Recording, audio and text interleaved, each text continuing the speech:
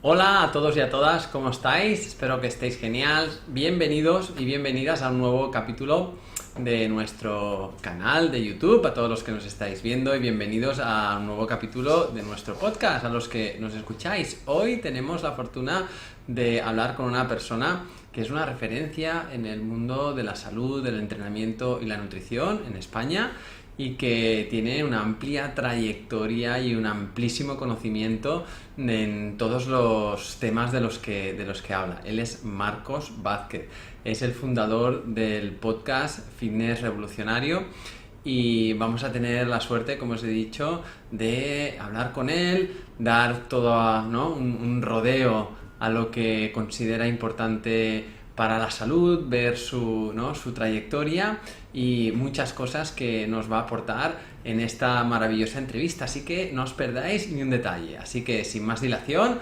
vamos con Marcos. Pues bueno, ya estamos aquí con Marcos. Hola Marcos, ¿qué tal? ¿Cómo estás? Hola Edgar, muy bien, un placer estar aquí contigo.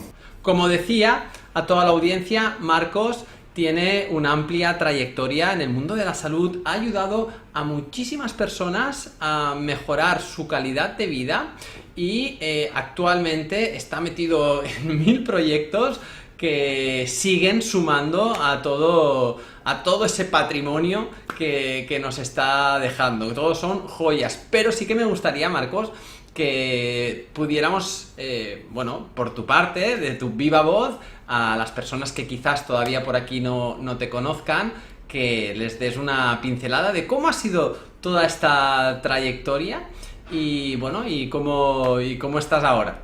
Vamos a ello. Bien, Marcos. Bueno, desde luego que ya hace bastantes años que fundaste tu podcast Fitness Revolucionario, que ha sido pues toda una revolución, ¿no? Donde has podido ayudar a muchas personas.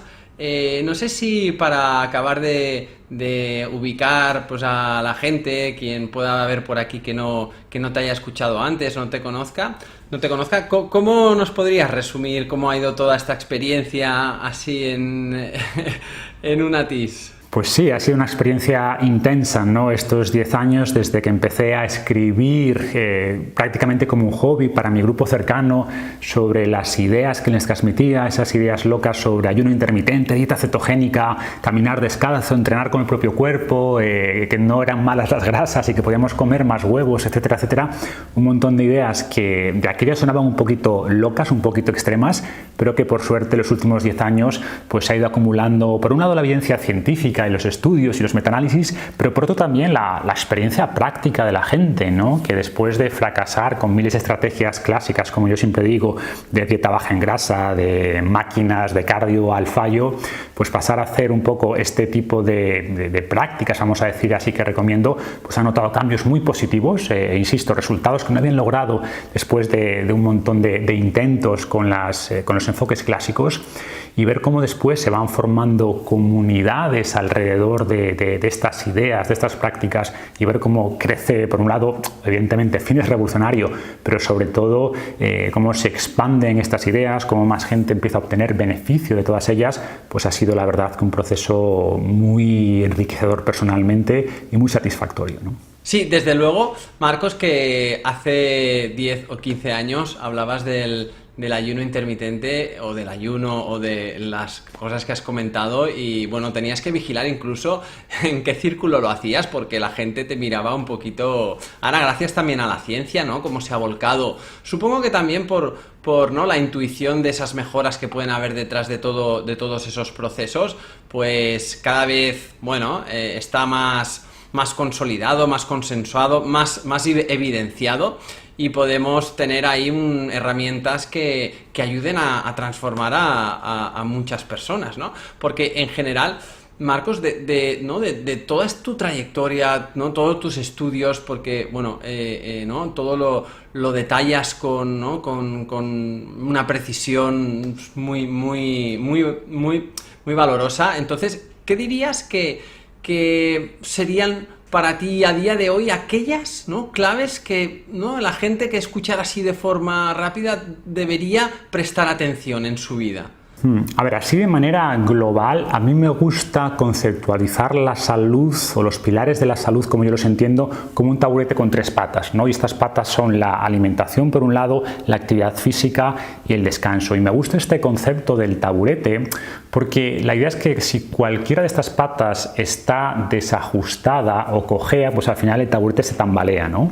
Y muchas veces la gente me pregunta, ¿qué es más importante, la alimentación o el entrenamiento o el descanso? Y depende, ¿no? O sea, depende cuál es tu pata más corta. O sea, hay gente que come súper bien, que entrena 2 horas al día, de hecho que se levanta muy temprano para ir a entrenar y por tanto al final duerme 5 horas. Digo, oye, tu pata más importante, donde tienes que prestar más atención en tu caso, es el descanso, ¿no? Optimizar ese descanso, los ritmos circadianos, otro tema del que hablo con frecuencia.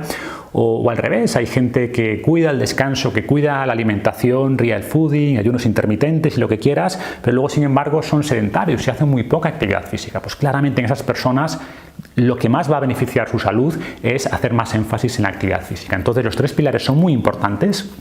Tienen que estar en equilibrio y tienes que ver en tu caso, hacer un poco de autoexamen y ver cuál es esa pata que tienes más coja e intentar mejorarla, ¿no? Intentar ponerla al nivel de las demás. Y por otro lado, algo en lo que también he hecho cada vez más énfasis en los últimos años es en la parte mental, en ese aspecto más psicológico, porque por suerte cada vez tenemos más información. A ver, sigue habiendo mucha desinformación ahí fuera, pero creo que con divulgadores como nosotros, ¿no? y muchos de nuestros compañeros, pues hay información muy buena ahí fuera. Pero a partir de cierto punto más información ya no es mejor. O sea, lo que tienes que hacer es poner en práctica la información que tienes. O sea, ya casi todo el mundo sabe que es mejor, no sé, comer verduras que bollería o hacer actividad física que no hacerla, ¿no? Por supuesto podemos hilar más fino, intentamos dar información sobre cómo alimentarnos, cómo movernos, qué tipo de entrenamientos o de ejercicios son mejores que otros, pero en el fondo a lo que voy es que hay una brecha de comportamiento clara entre lo que la gente sabe que debe hacer y lo que hace en realidad. Y para cruzar este puente, para cerrar esta brecha, es un tema más psicológico, más mental que simplemente seguirles abrumando con más información. Y por eso también para mí este componente mental, y es donde, repito, he hecho más énfasis en la divulgación en los últimos años, porque creo que es donde está esa palanca, ¿no? Para ser capaz de transformar el conocimiento en acción y por tanto mejorar la salud. De hecho creo que ¿no? Tocas una clave ahora en lo que comentabas de esta parte mental. Yo la verdad es que en todo el tiempo que llevo también intentando ayudar a la gente con su salud, el gran reto siempre ha sido bueno, ¿cómo educamos a nuestra mente para que nos haga caso? Porque es que al final sí que es cierto que con el sentido común hay muchas cosas que las podríamos ya, ¿no? Interiorizar, ¿no? Todo el mundo, pues al final, a grandes rasgos, bueno, luego habrá gente que con matices le cueste concretar qué es comer bien o comer mal, ¿no? Pero todo el mundo sabe que es más saludable tomarse, no sé, una fruta que tomarse un ultraprocesado, ¿no? del supermercado. Pero luego está el tema de por qué, ¿no? Llegamos a tener hábitos y comportamientos. Y con la parte mental creo que ahí está el gran reto. Y de hecho, tú has recientemente publicado un libro, ¿no? Que se llama Saludablemente, donde explicas, argumentas mucho de estos factores. ¿Dónde verías las claves de poder llegar a educar a nuestra mente para que nos haga más caso a nuestro sentido común?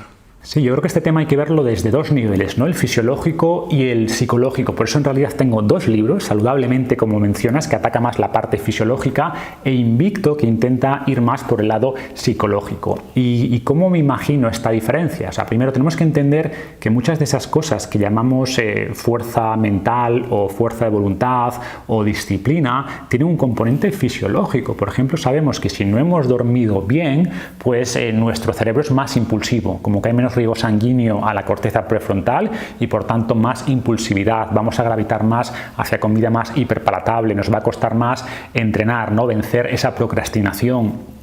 o sabemos que la actividad física tiene un efecto importante en la plasticidad cerebral, eleva por ejemplo la llamada BDNF que favorece la maduración de neuronas, y todo esto al final tiene un impacto en la inteligencia, en la disciplina, etcétera, etcétera, ¿no? Entonces tenemos que cuidar esos aspectos fisiológicos, darle al cerebro lo que necesita, los nutrientes, el descanso, el riego sanguíneo y la actividad física que requiere, pero luego, una vez que eso está optimizado, que tenemos un nivel base razonable, está ya los aspectos más psicológicos, ¿no? Y por ejemplo en este libro Invicto, que combina por un lado filosofía estoica, a mí siempre me atrajo mucho el estoicismo, creo que me ha ayudado mucho en mi vida a tomar mejores decisiones, a mirar a largo plazo, a no dejarme vencer por la procrastinación o por las adversidades, etcétera. Porque al final los estoicos, aunque vivieron hace más de 2000 años, ¿no? los primeros estoicos pues lidiaban con los mismos problemas que tenemos hoy día, con envidia, con hambre, con pereza. Entonces la idea es aprovechar las lecciones que nos dieron, pero a su vez combinar eso con psicología moderna, ¿no? Y hablo mucho, por ejemplo, de las terapias cognitivo-conductuales que nos ayudan, por ejemplo, a cambiar los hábitos en temas de salud. Entonces esta combinación de filosofía estoica con psicología moderna me parece muy potente y que da herramientas muy válidas, ¿no? Y por simplificar, yo en el libro hablo de 3 grandes fases, ¿no? La primera es visualizar con claridad, la segunda actuar con determinación y la tercera resistir con disciplina. Y lo explico muy brevemente. La primera es visualizar con claridad y en el fondo es decide qué es lo que quieres, cuáles son tus valores, por qué esto es importante para ti.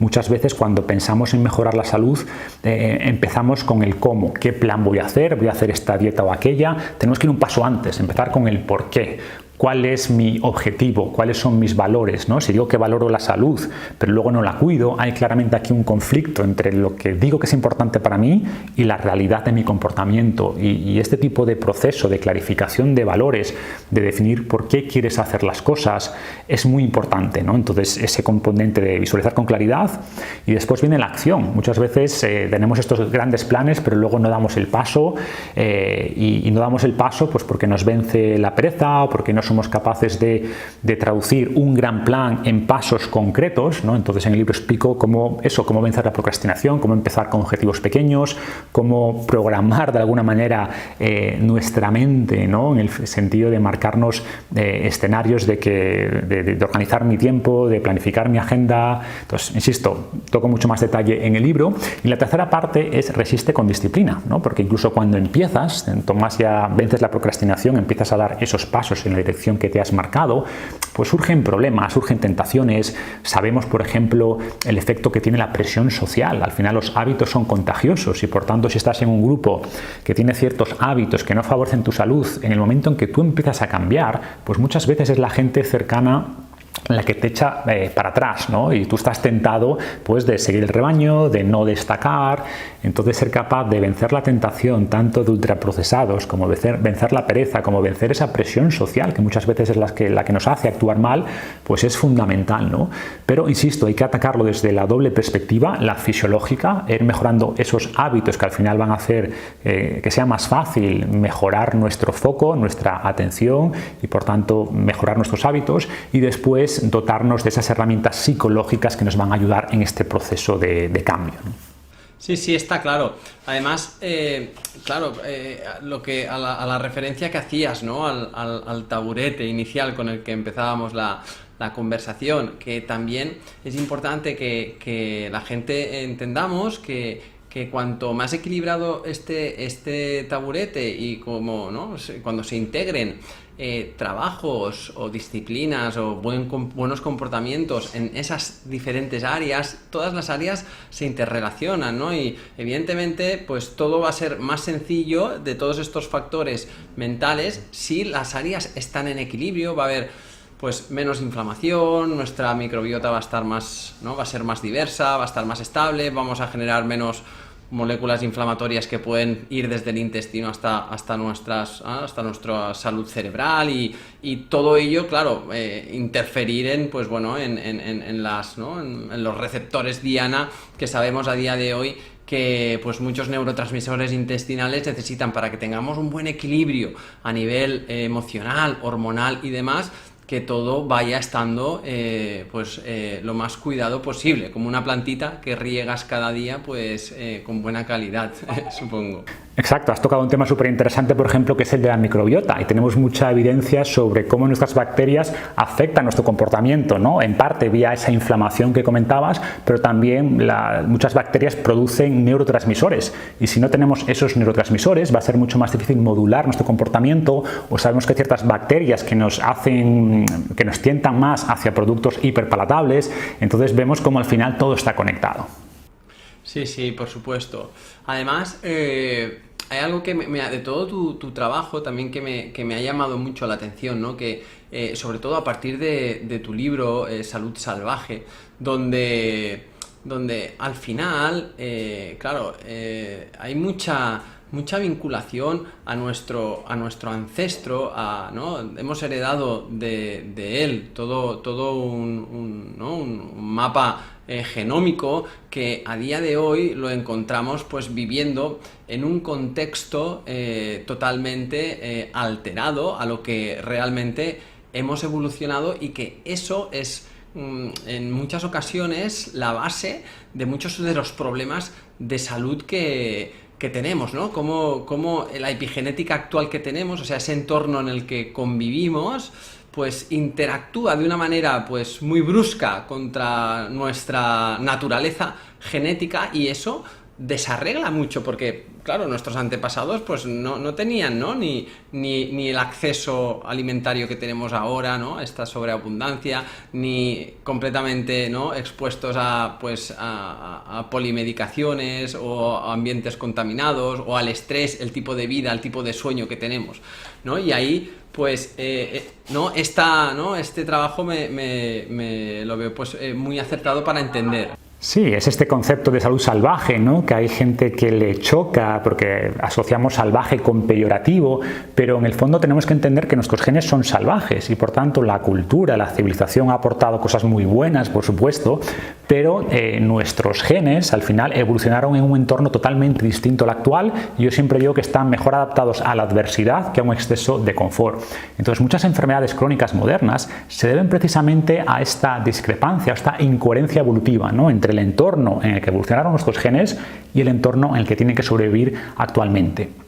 ¿Y qué incoherencias hay? Pues muchísimas, ¿no? Por ejemplo, antes teníamos que vivir o para comer necesitábamos hacer actividad física. La comida era la recompensa del movimiento. Hoy podemos marcar nuestro teléfono 3 clics y tenemos ya 3000 calorías en nuestra puerta que nos traen a nuestra casa, ¿no? O por ejemplo, esos espacios de ayuno. Antes comíamos, cazábamos algo, recolectábamos, pero era fácil que estuviéramos después muchas horas o incluso días sin comer, y por tanto en esos espacios de ayuno se activaban procesos de regeneración celular, procesos de recuperación, que hoy, cuando estamos casi todo el día comiendo desde que nos levantamos hasta que nos acostamos, y además con un exceso calórico constante, pues todos esos procesos de regeneración están prácticamente detenidos, ¿no? Súmale la atrofia muscular y ósea por esa ausencia de movimiento, de esfuerzo, o por ejemplo, antes estábamos perfectamente sincronizados, ¿no? Nuestros ritmos circadianos, nos exponíamos a luz natural durante la mañana, a oscuridad, por la noche.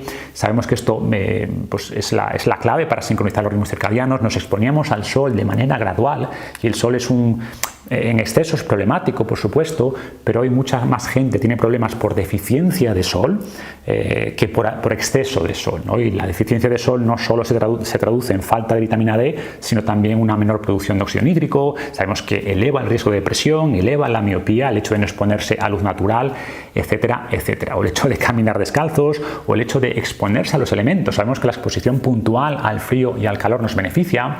Entonces, en el fondo es intentar salir de esta burbuja de comodidad tecnológica, ¿no? O sea, creo que la tecnología, el desarrollo de estas nuevas tecnologías nos han hecho mucho más fuertes como especie, pero mucho más débiles como individuos.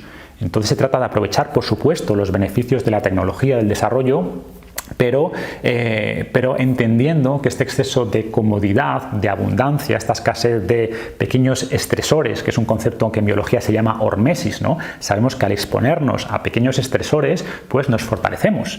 Todo el mundo lo entiende cuando hablamos de la actividad física, ¿no? Cuando entreno un músculo crece, pero lo mismo ocurre con el resto de nuestra biología. E insisto, esto no va a devolvernos salvajes desde un punto de vista cultural y volver a las cavernas, etcétera. Aprovechemos lo bueno del mundo moderno, pero entendamos que hay estímulos que yo llamo ancestrales, como los que he mencionado, actividad física, el ayuno, los ritmos circadianos, como el hecho de caminar descalzos, como exponerse de manera adecuada al sol y al frío y al calor. Tenemos que aprovechar lo bueno del mundo moderno, pero incluir estos estímulos que hemos olvidado, que nuestros genes esperan, y a su vez intentar limitar o eliminar idealmente estímulos modernos que nos dañan, ¿no? ¿Y qué estímulos estamos comentando? Pues luz artificial por la noche, evidentemente comida hiperpalatable, ultraprocesados, el sedentarismo y estos elementos, la contaminación, por supuesto. Entonces se trata, insisto, no de volverse salvajes culturalmente, sino entender que somos salvajes biológicamente y por tanto aprovechar esto para mejorar la salud. No sé quién es más salvaje, ¿no? El que vive en la naturaleza y que vive con esos ritmos, ¿no? Y con esa relación, ¿no? Con el contacto con realmente lo que cómo se ha creado nuestro mundo, o el que vive a contra naturaleza, ¿no? O el que incluso la destruye, ¿no? Porque entonces es curioso, ¿no? De que a veces sí, y respecto, ¿no? a todo esto es cierto, ¿no? O sea, nuestros genes están, ¿no? Han estado expuestos miles y miles de generaciones a un entorno al cual pues han conseguido generar una supervivencia porque se han adaptado. Entonces ahora pones a estos genes en un mundo completamente expuesto con sobreabundancia y tal, y muchos problemas, ¿no? Y lo vemos también en muchas enfermedades de estas, ¿no? de novocreación, ¿no? O que no hay una explicación muy médica a nivel sobre todo de una medicina más convencional, ¿no? Que tenemos que irnos a otros abordajes para entender quizás, ¿no? Cuál es la etiología de estos, ¿no? De estas malos funcionamientos o malas calidades de vida en muchas personas que no acaban de encontrar cuál es el motivo que les está generando estos malestares, ¿no? De hecho, por ejemplo, no sé, todas esas fases que tiene nuestro hígado para metabolizar o depurar hormonas, xenobióticos, disruptores endocrinos, tóxicos ambientales, claro, es que genéticamente también habían sido diseñados para estar en un contexto determinado, y actualmente esos embudos de depuración de nuestro organismo están tan sobresaturados que el cuerpo le cuesta eliminar o metabolizar diferentes ¿no? sustancias que tienen una acción biológica muy potente en nuestro organismo, que se acumulan y empiezan a alterar a nivel sistémico pues todos los sistemas, ¿no? Desde el sistema inmunológico, sistema nervioso, sistema intestinal, y ahí es cuando la gente encuentro que se pierde, ¿no? Porque no acaban no existe la pastilla ¿no? justo para eso, sino que es un abordaje del taburete, que me ha encantado, como lo decías, y que seguro... Exacto, ese es el punto, ¿no? El problema es que estamos muy acostumbrados a interpretar pues, un síntoma, una causa, una enfermedad, una causa única, y en ciertos casos eso es así. Muchas enfermedades infecciosas pues al final es un virus, un patógeno que podemos atacar con antibiótico, con una pastilla, pero cuando hablamos de estas enfermedades crónicas modernas, pues desde enfermedades cardiovasculares, neurodegenerativas, diabetes, cáncer, y no es que sean modernas, ¿no? Es decir, tenemos evidencia de dinosaurios con cáncer, pero son enfermedades que se han disparado fruto un poco de esta desconexión con nuestra biología. Y estas enfermedades no las vamos a tratar con una pastilla, es imposible, a día de hoy es imposible, porque al final implican un cambio mucho más gradual, mucho más sistémico, como dices. O tenemos evidencia, por ejemplo, de que cogemos una serie de personas con ciertos trastornos, prediabetes, sobrepeso, depresión incluso, los llevamos una semana, 10 días de campamento, ¿no? A esforzarse físicamente para lograr la comida, a exponerse a los ritmos circadianos, ¿no? A los ciclos naturales de luz y oscuridad, al hecho de simplemente convivir en grupo, y vemos que en una semana, en 10 días, se curan muchos de estos síntomas, se revierten y no se enmascaran, porque muchos tratamientos actuales lo que hacen es enmascarar síntomas porque no pueden atacar la raíz, porque al final el problema de raíz, como decíamos, es esta incoherencia evolutiva. Entonces no hay pastilla que sea capaz de curar esto, de subsanar eso, y tenemos que ir eso al origen, ¿no? Y el origen es intentar alinear nuestra genética con el estilo de vida y con los estímulos que le damos. Mira, nosotros aquí con mi equipo ya en el 2008 que empezamos a divulgar y a formar y a enseñar a la gente a practicar el ayuno y hacemos retiros de diferentes días donde buscamos esta conexión con la naturaleza y conexión con nuestro ritmo biológico interno para pues, bueno, equilibrar ¿no? y buscar esta ¿no? homeostasis y equilibrio de nuestra fisiología, bioquímica y demás. Pero claro, en el 2008 que esto estamos hablando hace ya pues 13 o 14 años, pues bueno, hablar del ayuno, pues es como decíamos al principio, ¿no? Depende en qué entorno, pues tenías que mirar un poco para el lado porque, bueno, al final, bueno, le hablas a quien quiere escuchar, ¿no? Tampoco es cuestión de ir ahí a taladrarle al que no está interesado. Pero esto sí que no es algo que tú, pues, practicas, ¿no?